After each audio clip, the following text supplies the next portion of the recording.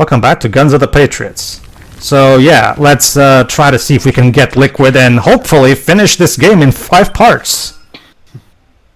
In the meantime, Sonny's looking at some papers. I don't know what, I can't quite make it out what it is.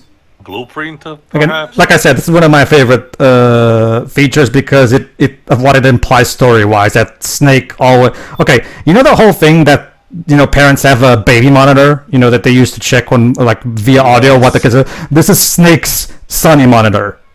Like, just to check on what his daughter is doing right now. So that's pretty cool. Alright, let's get out of here.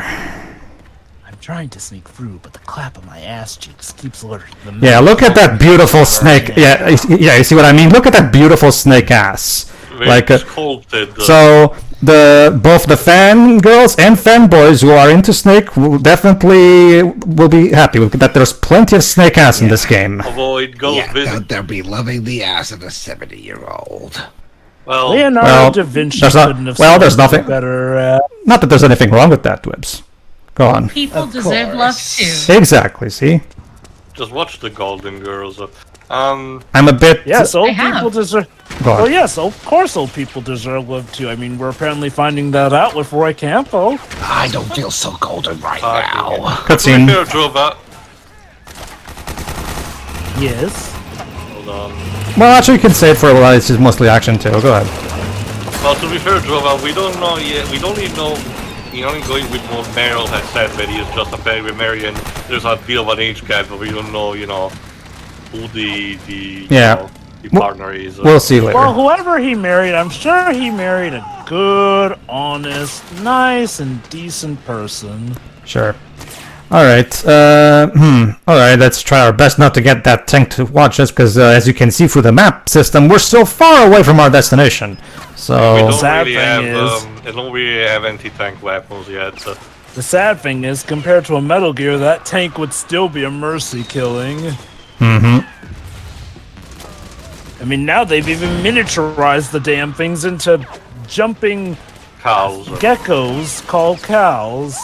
No, aren't the geckos sorry. Cows called geckos. Like, remember, like, the mini Metal Gears are called geckos, even though they sound like cows. I was thinking of something else, but it hasn't showed up yet. So. Pedro was just showing off the good real-time feature of the light leaving a man's eyes there. If I remember correctly, that circle that is around Snake represents the sound around him. So if there's someone or something in movement, it's distorted accordingly. I can see... I'm sorry too. Carry on. No, I either just mentioned. Okay. He was thinking that, like, those wavy lines around Snake are like his field of hearing. You can literally see the hitbox. So there's that. Also, now Sonny's on the computer checking something for Otacon, because it's something that we're going to see in the story itself even. A lot of times, Sonny helps Otacon on the computer, because, being raised by Otacon, obviously Sonny will also know a thing or two with computers. Nifty. Speaking of going on to the computer, one thing that this also will this will also culminate in Metal Gear Rising: Revengeance, where she literally becomes a full-blown hardware engineer, coming up with cool shit for Raiden to use. All right.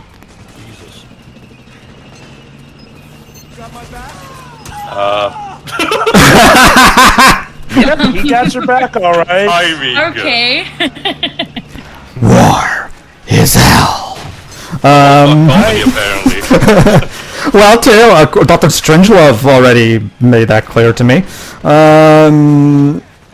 You know, Glibs, I don't know if somebody else saw that movie here, but when it comes to the whole war aspect of, like trying to put you in the middle of war, I can see, like, if there was a movie adaptation of this, I can see Christopher Nolan doing something akin to what he did in Dunkirk for this particular act. So simulating the idea of being almost seamlessly one take. Sure, if that's the approach he wants to take, why not? Considering what there's moving to a lot of different locations, and situation, I'm not entirely sure about it. But You almost got trampled. I did, but thanks to my camouflage, nobody saw me. Well, that was kind of the problem. That's exactly the point. They could have ran you over. Yeah, not noticing you. Well, the tank could run you over. Well, but I didn't, so... That would have been just the ultimate irony. It's one of those, we Stealth take too these good. victories while we can. Yes.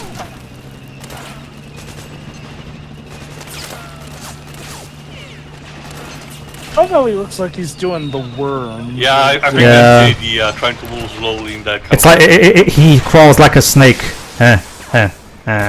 Yes. Of course. They don't call him Solid Snake for nothing, ladies and gentlemen.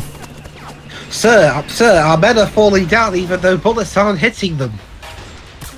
Seems pretty clear that everyone else is focused on each other. Mm-hmm. Yeah. You have to remember that, Snake and Meryl's unit are a sort of a wild card in this. Yeah, they are. Well, these are You know, two the PMCs fighting each other. You know, the ironic thing is that since Snake is just knocking them out with darts and everything, some of the soldiers might mistake the down guys for being dead, so they might end up getting spared in the long run. Well, depends on how savvy they be, because, unlike in most movies, the general rule is still to double tap. The Snake is, of course, an independent dimension to catch Liquid Ocelot, whereas the Rat Patrol, aka Meryl Squad, are here as peacekeepers to try to... supervision yeah. to the selected unit that the government, I think, has mentioned to them. Yes. Alright, so let's try our best to find Liquid. Also, I get what they were trying to convey, because, trying to still simulate the realism and chaoticness of the war, but not having a score of any kind during this section feels a bit odd. Well, I can definitely see, again, that's why I brought up Dunkirk earlier. I get what he's trying to do. Kojima's trying to do something akin to Full Metal Jacket. Because remember, Full Metal Jacket, during the war parts, also had no music. So the primary idea is to fully immerse you in the atmosphere of what, because again, much like Kubrick wanted to make you feel like you were there in the war, Kojima's trying to go for something similar here. Libs. Bird. Oh. Because I forgot, because I haven't played it technically yet for myself, but I don't know if Spec Ops The Line also does something similar to that. I have the game on Steam, but I haven't played it yet, so... Like I said, this was the time about where every single shooter wanted to talk about the war on terror in the Middle East. Well, yeah. So I do wonder, if also stuff like Spec Ops The Line, which is supposed to be a deconstruction of that. This game only released only 7 years after the 9/11 attacks, so... Well, again, around this time, I forget what specifically the sequence event was, but I think around the time it was even announced, E3 2006, I think, or even if it was a bit before E3 2006 as our first major trailer, but... E3 2005, if I remember correctly, this game. The war in Iraq at that point that basically started, so... Or even then, the already sending in Afghanistan had happened, but... Now loading. What a load. Cutscene.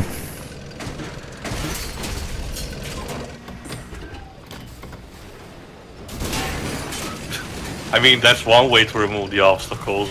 Yep. Well, as long as it helps me, I'm not complaining.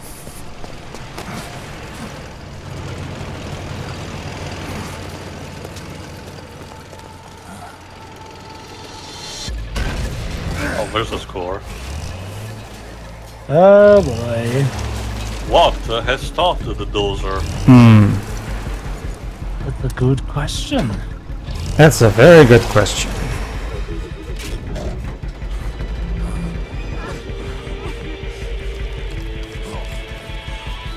Alright. Oh. Jesus. Appears to be... Hey, wait a minute! You're not supposed to be here until Metal Gear Rising! I kid, though. Yeah.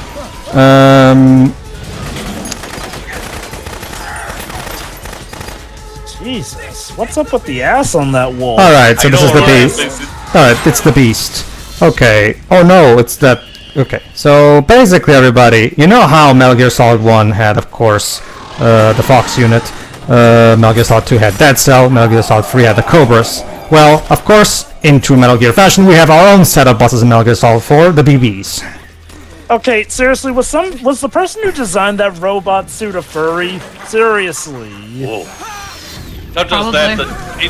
Furry and a Well, robot. holy crap, Dr. Octopus God. got Not real. just that, and before that we had the Vulture.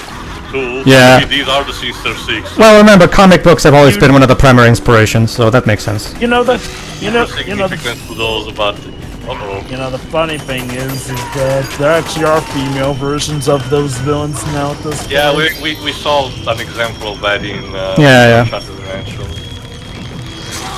Ow. Ermac, Well, what now, are you hold- doing here? Get back to your own game. Wait a minute, I remember that ability, but the person who can do that is supposed to be dead. Well, if we have one psychic person, I don't see why we can't have more somewhere in the world. But I mean, it's not just that, it's the fact that it's the exact format of which it's done, which I guess is why Snake was caught off guard. So yeah, these of course are the BBs, and they will be the bosses we'll be fighting throughout the game. Each of them with a special capability, but yes. Well, Animal motif. well, Yeah, this has been a tradition since Metal Gear 2 Solid Snake. So But yeah, like Jova said, even the quadruple, yeah, this one, even that one manages to pack an entire bakery for some reason. Again, and yeah, part of it is her rear, but a lot of it is also how the robot suit was designed. Like, my god. I love how even the quadruped robot has a sculptuous ass. Yeah, me and Joe were just mentioning. Sorry. Like Jesus, what's next? We're gonna give the Metal Gear an ass? Sure, why not at this point? I mean, I guess we technically did if you count Monster Hunter. I think the Gecko bipedal units probably have something similar to Yeah, that. kind Oh of. no! They got stiletto feet. That's true. Yeah.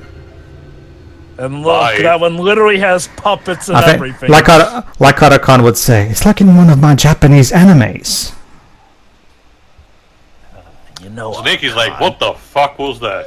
Well, Otacon, all well, this stuff keeps happening from your anime. It was someone's Maybe poorly this is- disguised fetish, Snake.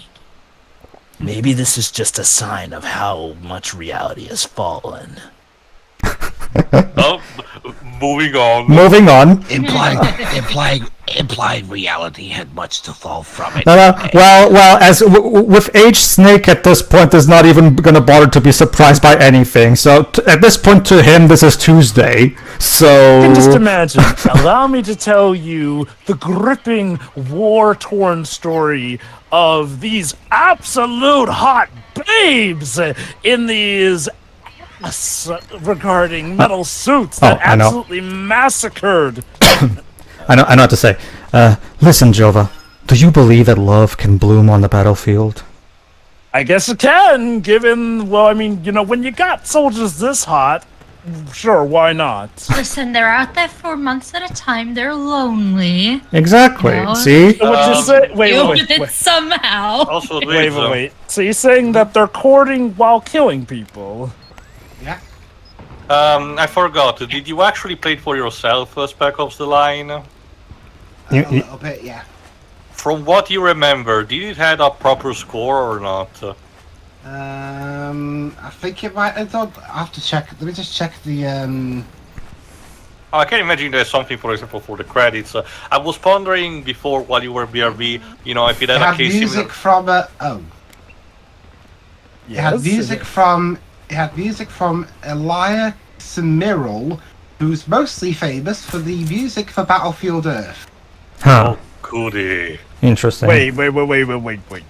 They seriously got the guy from Battlefield Earth to do this? Okay, like, granted, Yeah, I but the The assume score he probably did... was the least bad part about that, but I have to be honest, I didn't remember much of it to begin with. Well, okay, yeah. I mean, I guess to be fair about Battlefield Earth, the music was not the worst thing. In fact, that may have been one of the few things that wasn't. I don't even remember. Fire. I don't even remember that's- anything about the music. I'm with Pedro. That's the thing. I don't remember much of it. To be That being said, how sad does your resume have to be if your most memorable thing for years was Battlefield Earth? True. One thing I will also like to bring up is that for as much as we joke about the heavy amount of cutscenes, this is actually one of the more consistent ratio aspects in it right now. This particular section of the game, I will argue, has a decent enough ratio. Everything up until this point, we've seen this part, up until the end of Act 1, which is, we'll finish Act 1 at the end of this part. I will argue, as of right now, of course it's going to get worse again, but I will argue the ratio during this section is fine. I think the cutscene ratio problem only becomes apparent by like the second act of the plot. Well, I think what the stark difference with that is that despite having a bit of an intro, having to explain one or two things like the weapon mechanic and introducing again Meryl, there isn't been too much of an explanation so far. You had you had the briefing and the parts that I said, but otherwise it's pretty being straightforward into moving. The cutscenes have been present, but not too long, just to tell you what's going on. Move now. You can go to the next objective. It's more when they need to start explaining again stuff, as in also tie up the loose ends from the previous games, that we will get the ludicrous amount. But obviously, we're not there yet. I will say also, it's a lot easier to be more tolerant of the abundance of cutscenes in the first act because, like you mentioned, a lot of them is giving us vital information. Heck, one of those cutscenes we've seen is technically optional too. I will argue that every cutscene in this game does have important information that you need to know. It's more so that, again, this game is trying to wrap up 10 years of lore. So it has a monumental task ahead of itself. So in order to properly tie everything together with a bow, it really has to go out of its way to explain everything. And this is just me, but I would rather have something like this than have alternate tie-in novels to read and shit like that. I would rather have this. Oh, honestly.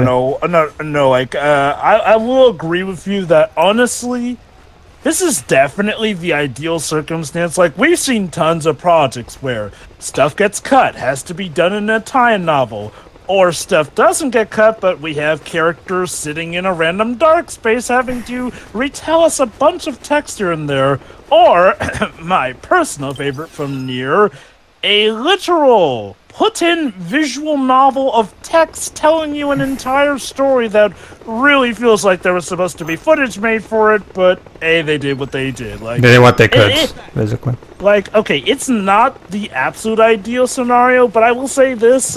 No, like, Metal Gear Solid 4, at the very least, kept its story intact, which is sadly more than can be said for Metal Gear Solid 5, but that is neither here nor there. Also, you say that, Jova, but I'm starting to ponder if some of what you described for Nier might have been actually genuine artistic interpretation, because even for the 1.22 version, the entirety of Kaine's backstory still kept like that. And I thought, okay, maybe they're adding the voice acting, to keep things, probably more paced up and to give you a bit more personality, but nope. Just kept entirely text, almost in its entirety of, completely unchanged in translation. I'm guessing... Maybe Yoko Taro's just a little weird. Well, I'm guessing Yoko Taro probably wanted to retain the original experience intact and not mess with it too much. Maybe. Question: had that experience become as memetic as like Xenogears' whole sitting in a dark Not really. Because remember, Nier Automata also had a bigger budget and longer development, and that game also had visual novel stuff.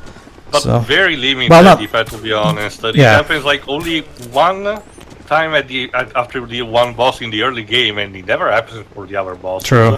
And once when you had to discover again the backstory of Devil and Popola. Fortunately, even last long. Fortunately, I have myself a tranquilizer sniper rifle. There you go. Yoink. Yeah, Also, I love it. You can literally snipe these guys, but still do it without killing them. But to bring this conversation back to Metal Gear Solid 4's story here and there, like, yeah, I will admit though, the cutscenes thing can be a bit of an issue. Like, I do feel that there are some bits where we do have to explain retcons that I would argue did not need to be retcons. But if we ignore all that, like all cards on the table, at the very least, the story is intact as Kojima envisioned it, as far as I know, which again is a fate much better than a lot of chopped The up gameplay, stories. the gameplay is actually and you can look at the development. It's more the gameplay that had to suffer concessions because originally Kojima intended to start the open world aspects that we will see in 5 in this game. However, because of time constraints, he had to give up on that idea and return to the more linear MGS 1 to 3 style. Never mind me, just tenting away. Eh. Hey, Snake, why don't you do some camping? Hey. Hey, Archon.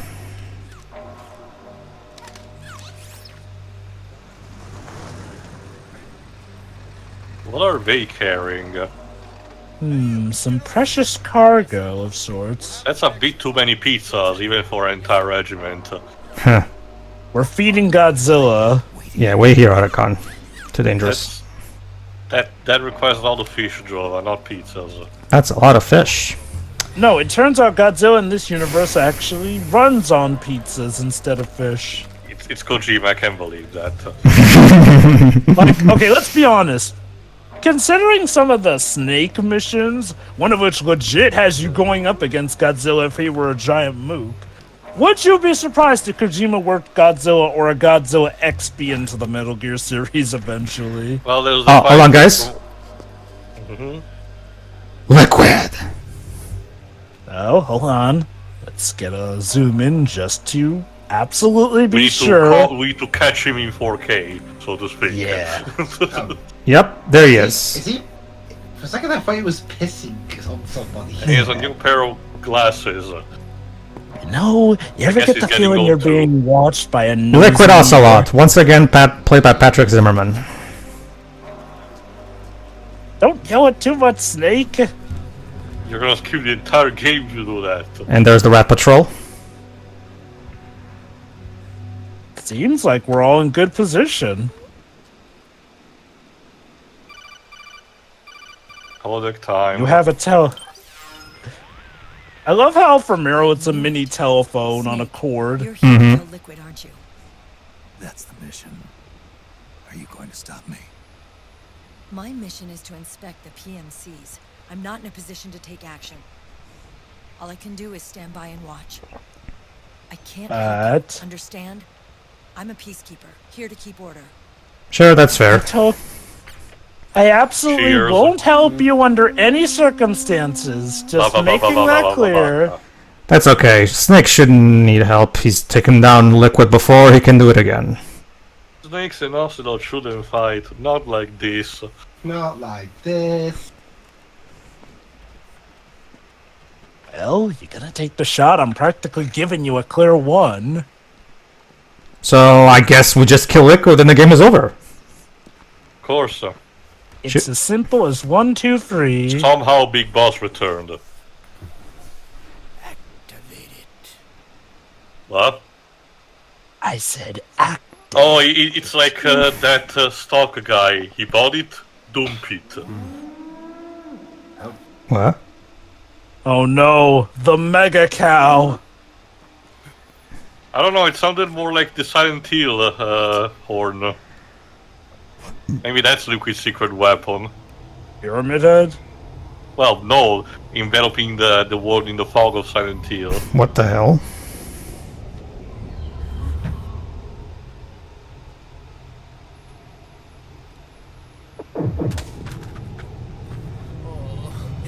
But yeah, no, it's not What? a giant mecha Ocelot has, but a little freak out. Liquid, what did you do? I showed them the preview for Metal Gear Survive. Oh god, you monster! Sir! How could you? What kind of sadistic creature are you? But wait, it seems also the Rat Patrol Yeah. is affected Right. outside of Johnny. For Yeah, notice that Akiba, for whatever reason, is not affected though. Yeah. Oh, and there's a lady with Liquid? Adam Wong. Jesus, that it's not enough for that woman to sneak into secret She has to organization be after secret mysterious in other organization. franchises. Yes. Jesus. What the hell did Liquid do? Jesus. Something that can mess with people on a neural level. Clearly.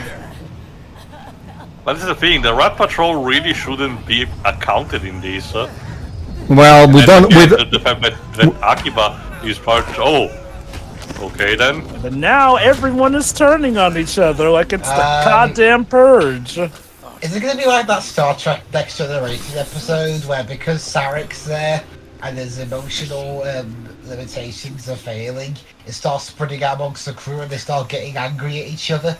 Possible, I suppose.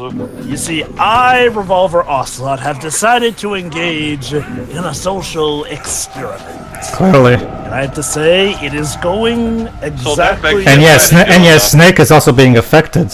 So we have to think, what does Snake and all these people have in common exactly? It seems that Snake is a bit more resistant than the others. Well, considering how much of a strong soldier he is, and remember he's a clone, so he's built different, literally. Liquid! Well, come on. That's my name. Right here. You want to take the shot? Oh. Jeez. I thought I was supposed to be the old man between the two of us. Yeah, long time no see. Long time no see, yeah. But yeah, interestingly enough, Liquid's actor has not returned. You mean, I think you... Oh, you mean Cam Clark? Yeah.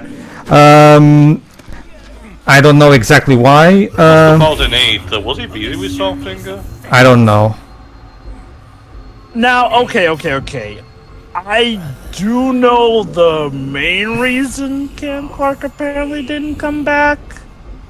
Okay. I think it had to do with Liquid's Japanese actor dying or something. Oh, okay. Let me check. So basically, for the Japanese version, they didn't replace Liquid, and as a result, you know, there's also no Liquid in the English version. Sure. Okay, I understand. Sure. Let me just check to corroborate, but yeah, Banjo Ginja. Okay, well, it's sad, but I understand. It's a double-edged sword, but I can talk about it. Oh, hold on. So, who is this lady who's with Liquid exactly? Trouble. That's who. Naomi? Yep. That's Naomi. That's right. Remember the lady who tried to kill us in Metal Gear Solid 1 because she's Grey Fox's brother, but she eventually came around. So, what are you doing here, Naomi? And what did you injected yourself with? Nanomachine, son. Of course. It's always nanomachine. Snake. Did you even have to ask? You won't be a prisoner. It's a routine question. Then go. Fulfill your destiny. Well, in that case, could you maybe help me get up then? That was probably a very polite way to say peace off. Yeah. Bye. Snake, I didn't mean to kill you. Of course. Well, to be fair, in this particular case, it seems more like it was Liquid that did this, not Naomi.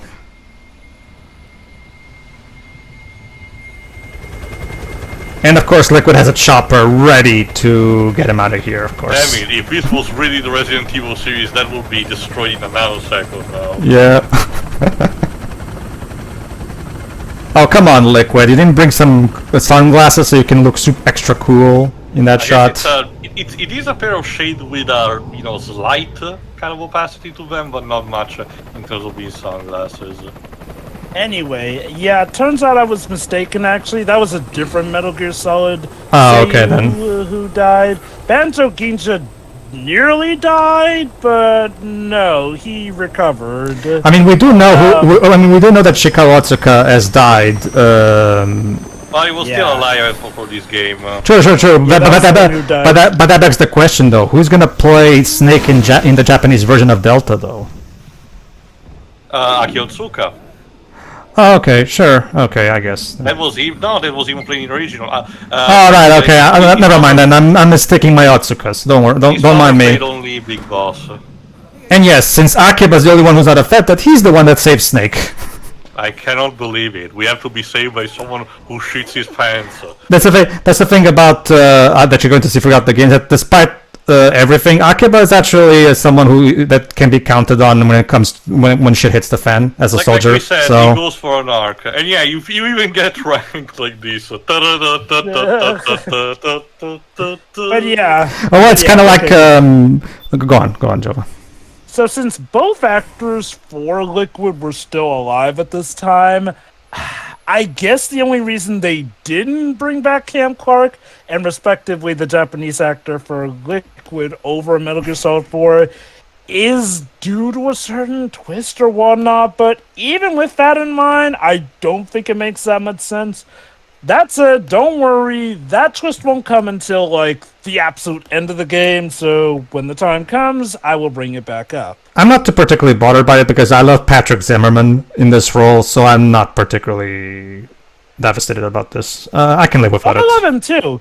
Well, I love him too. It's just that, like, well, I personally found it weird that, again, you know how we have Liquid's voice go over Zimmerman's no, I understand. To show when Liquid is in control. It was weird that we didn't have that. I understand that, trust me. Remember, I'm the guy who, even back in 2004, wasn't particularly keen on having young Big Boss have the same voice as Solid.